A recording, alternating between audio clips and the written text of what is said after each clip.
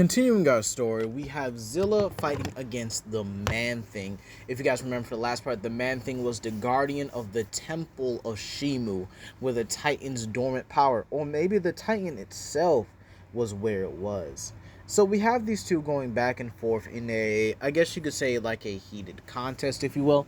Man-Thing clearly holds the upper hand, but Zilla, as pretty much has his ways of getting out his tendrils more often than not, but as he gets wrapped in them, he can feel his power being kind of siphoned off, or at least trying to be diminished.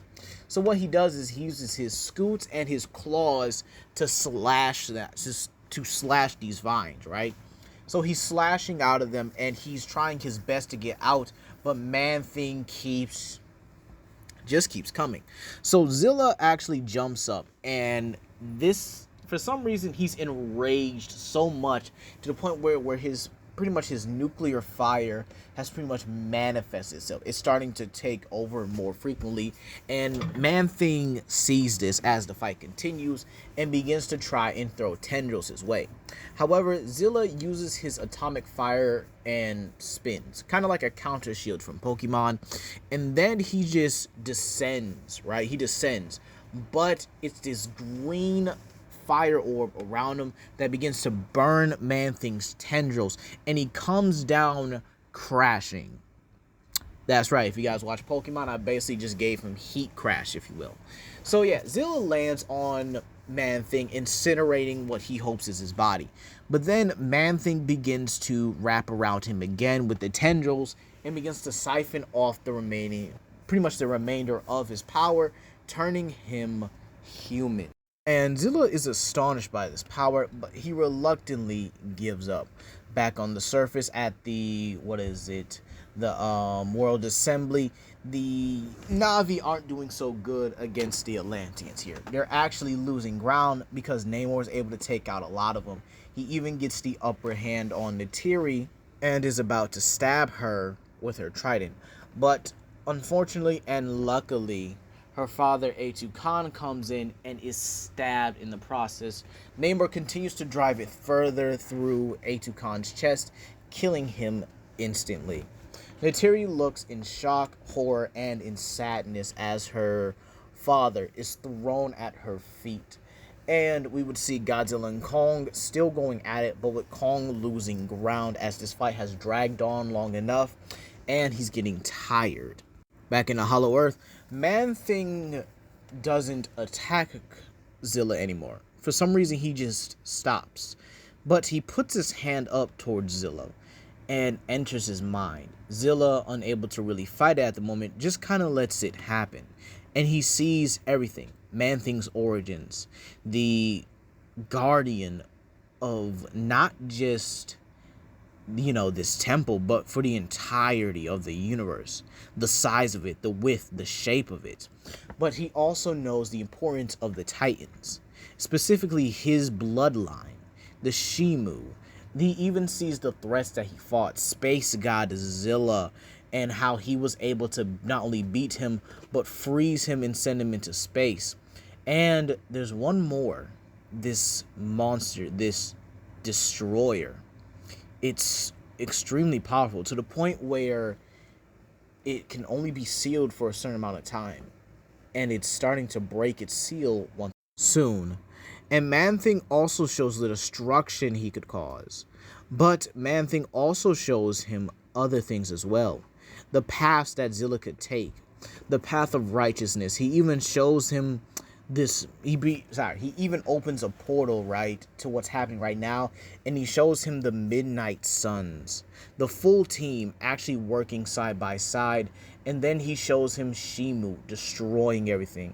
He even shows the alternate realities, the possible futures of Zilla, and with him, it's kind of a simple choice, the righteous path, but he doesn't know if he can take it.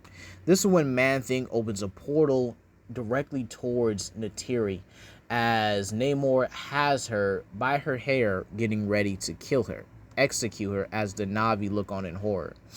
And just before Zilla runs off, he actually unlocks his full potential. And Zilla, understanding this, is about to use it. Just as Namor raises his trident, declaring his victory over the surface world, telling them that no one can stand against him, not even the pathetic Na'vi. This is where a clean, and I mean a clean, left punch just comes out and pretty much just rocks Namor out of the, pretty much of the assembly building. And this is where Neytiri looks pretty much looks pleased, but also confused. She asks him, I thought you were going to get the power to defeat him. And this is where Zilla notes that he does have the power to defeat him within him. He's not going to risk her life just to attain some power. Neytiri smiles at this as her lover pretty much confesses this entire thing, and he tells the Na'vi to finish off the Atlanteans. They have the advantage if they play it right. Plus, they have Kong help him as well.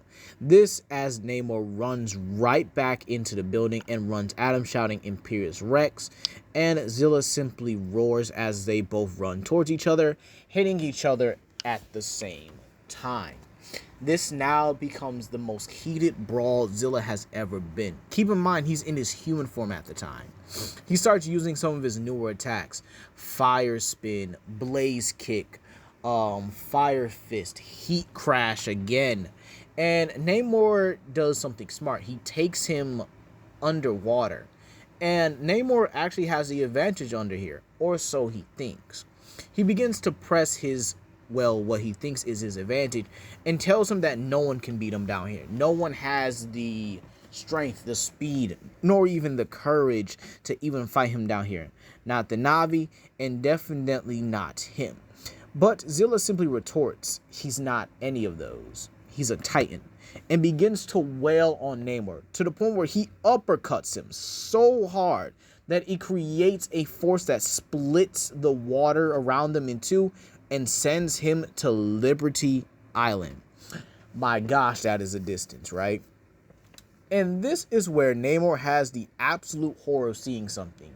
Zilla is coming down on top of him in his beast form, and he's yeah, it looks like it's about to be a full force crash. And this is where he actually goes and uses Flame Wheel. And this is kind of like the Blaze version, where he's like, you know, all that rage, it comes just crashing down right on top of Namor. And this is where Namor decides to use the power of Shimu to create this ice tornado and a cold front. Not only to suppress the heat, but to hopefully burn it out. And he uses this with his trident, hoping that this will hold. But it slowly begins to buckle and crack until the flame wheel connects with the trident itself. But Namor is keeping just bare minimum, like just a bare minimum of space between the two. However, Zilla gets in closer and closer and begins to use the two sharpest scoots on his back, basically the two biggest ones, and begins to cut through Namor's ice cold defenses. This is to the point where not only does he crash through, but he breaks the trident and even frees Godzilla in the process, who stops attacking Kong. Even looks at him in confusion as Kong gets up. Namor would look defeated as his trident is broken. This power, the power of Shimu, have seemingly left him. And Zilla stomps on his chest in his beast form, making sure there's enough room to actually see Namor still. And he's about to clamp down on his head when he hears a roar. It's from Godzilla. He made it all the way to Liberty Island along with Kong and the US military. This is where Zilla kind of thinks to himself, should he spare him? Should he kill him?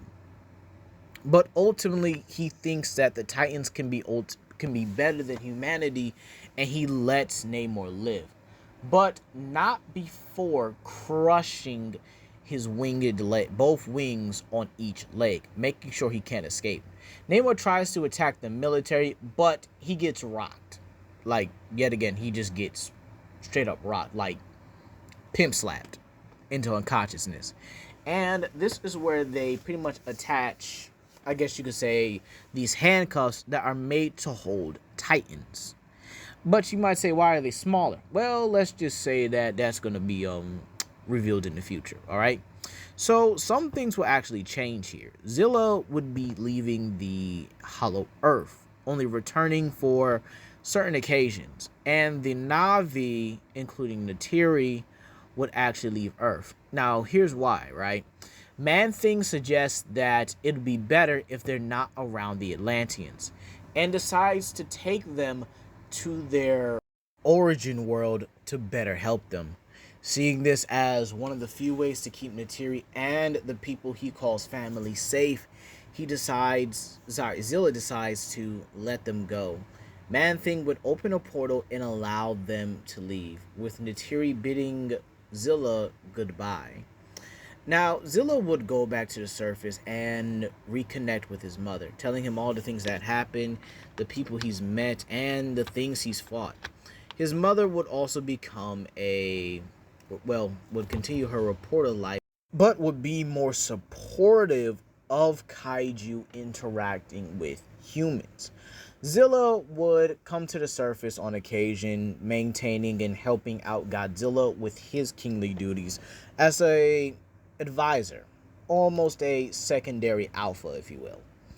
And this is where I would pick up in the Hollow Earth, right? We would actually see Zilla here using the anti-gravity, field and the area where the Kong's temple was, that little deserted area with all the spider crabs and the lizardons. Yeah, he'll be using it to train his fire abilities and learn eruption.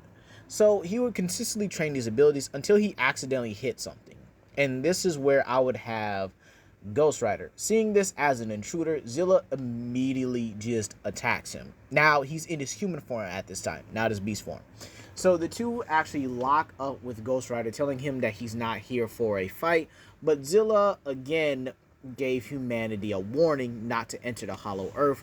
So even if it was for those purposes, they still disobeyed his directive. And he not only rams Robbie, but turns into a flame wheel and sends him rocketing into another location, or at least another part of the battlefield. This is where Robbie gets up, and again, much to his horror, you see a beast form Zilla coming down at him, engulfed in a green flame. Yes, all his fire-based attacks will be green. Why wouldn't they? I mean, it makes perfect sense, right? And he's about to come down and hit with a heat crash. Yeah, this would have hurt. It would have. Unfortunately, Magic was able to save him just in the nick of time, saying that she has this, telling Zilla to give it his best shot. And Zilla opens up with the biggest atomic fire blast, let's correct that Magic or anyone has ever seen. Magic uses her soul sword's energy to deflect it. However, she realizes it's not going to last long. So she decides to basically reverse the energy, combine it with hers, and strike Zilla with it. But just as Magic thinks she has it in the bag, even bragging about how that attack was pretty much easy to deflect, she gets rammed with a flame charge. Yeah, opened your mouth too soon, huh? So Magic is on the back foot, and so is Robbie. But this is where Captain Marvel comes in and starts a secondary flame charge cold in its tracks. However, she begins to slightly lose ground until she begs Zilla to just hear them out, help them, and they can help him. They understand that they're wrong for this, but they really need his help in this situation. Turning back into his human form, we would end it off here with Zilla saying, "Make it quick, otherwise I might kill you." And this is where we're going to leave it off here. Zilla meeting the few members of the Midnight Suns. What's going to happen? Will Destroyer appear? Who knows? But hey, let me know what you guys think down below. Comment down below, like and subscribe and share with your friends. This is Legendary Grimlock, and I'll see you guys later. Peace.